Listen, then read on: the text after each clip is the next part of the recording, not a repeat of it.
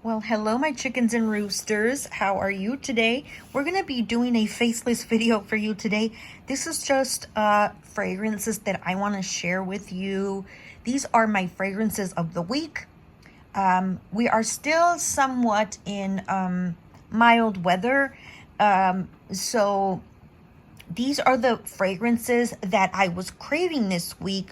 For some reason, I was craving mostly, there was a theme, and you'll see in a bit what I mean by that. I hope everybody's doing great and wonderful.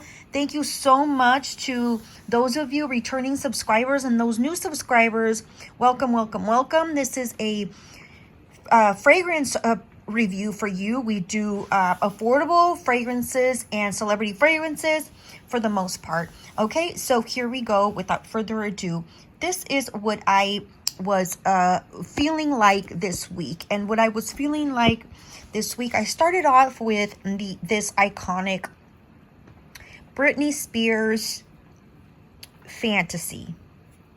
I used it and I dropped it and I lost a little bead. No big deal, but it fell so hard. I was afraid that I broke this.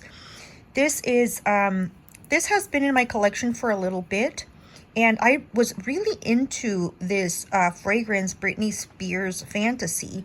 This is a 3.3 fluid ounce. This is their biggest bottle, and this one is sweet. As some of you may already know, this is a very sweet, almost gourmand-like fragrance. This is extremely fruity, extremely sweet.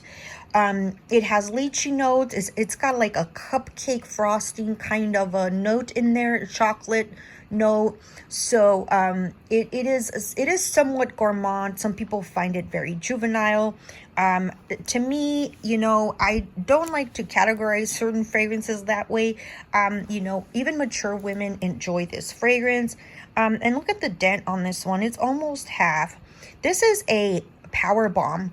This is a very potent fragrance.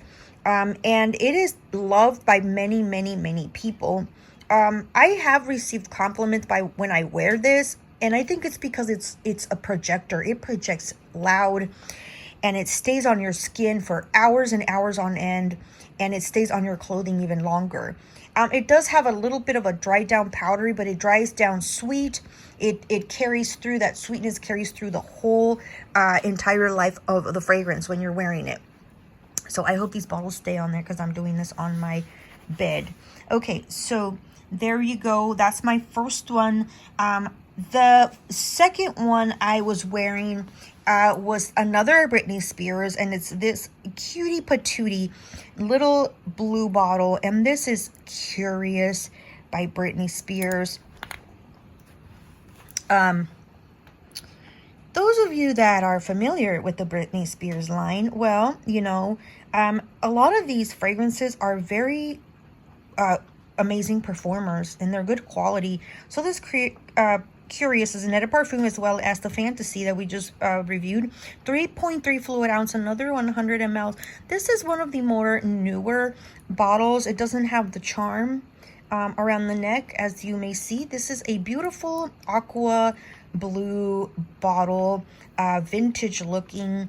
This is one of my favorite from the Britney Spears line.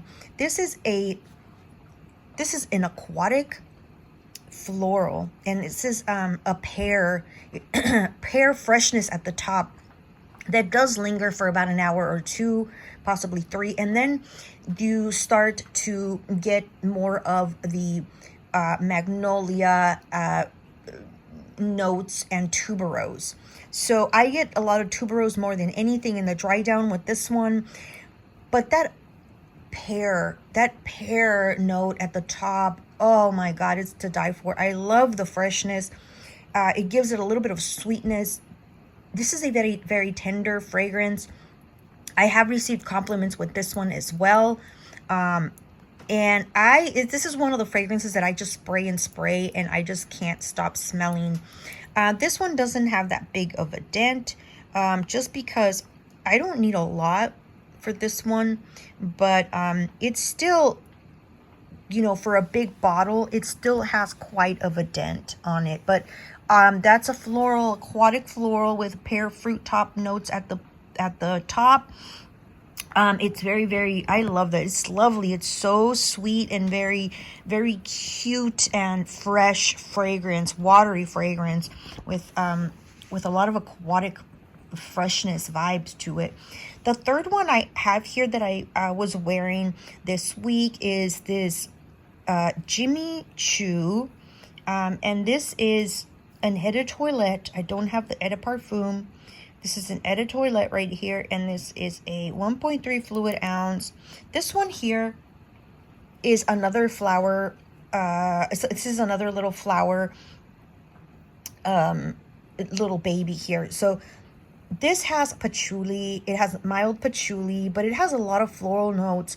It has very sweet floral notes that are very feminine and very romantic, very playful. So this fragrance here, you guys, is an Eau de Toilette, and you know, I do like this a little bit better than the Eau de Parfum, if I don't say so myself. It's because it's a lighter version, and the patchouli is more tolerable. The patchouli, it is noticeable a tiny bit. If you're trained, you can detect it. But for those that are not very sensitive to patchouli, you are just going to think it's another floral note in there. So it's a fresh floral as well, and it's very nice to wear. You know, when you're running errands and stuff. It's really cute. It's a really cute fragrance.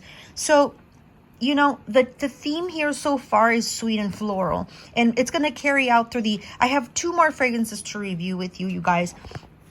And the one that I am going to talk about now is this baby here. And this is the DKNY Be Tempted. This is an Eau de Parfum. And this one here is also sweet. This is more sweet than floral. This does have floral notes, by the way, but the dominating note or the dominating accords here is sweet. So it's got some apple, it's got floral notes. It does have a little tiny bit of spiciness. It reminds me a tiny bit. They're not exactly alike by any means, but it does remind me of the DKNY, the other red one that has a soda note. It has like a Coca-Cola note. So this is a little bit more sensual. This does give me vibes of like a little bit of going out or a little bit of flirtatious, kind of naughty kind of perfume to go out. It does, you know, the longevity is okay. The projection is okay. I was a little bit surprised. I thought, you know, that the longevity would be weaker, but it did last on my skin about 6 hours. So this, again, is a sweet fragrance. It's a little bit more nocturnal than these 3. Yeah, I did enjoy this. And I'm going to do a video in the future of what fragrances I'm layering these with, because I have layered all these fragrances with other perfumes, and they did quite well.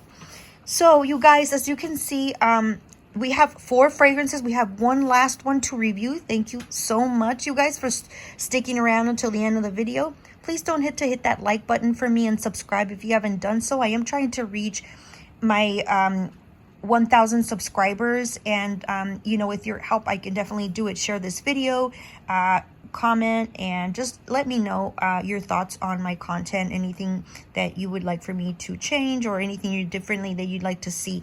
All right, the final fragrance that we have is, I've never featured this one before, and it might come to a shock to you. It's this Disney Princess Eau de Toilette.